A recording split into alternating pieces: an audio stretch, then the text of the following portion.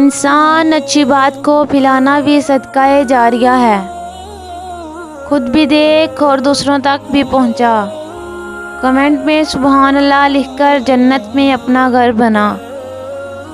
بسم اللہ الرحمن الرحیم۔ رسول اللہ صلی اللہ علیہ وسلم نے فرمایا، سجدہ کرتے ہوئے بندہ اپنے رب کے سب سے زیادہ قریب ہوتا ہے، پس سجدوں میں کثرت کے ساتھ دعا کیا کرو۔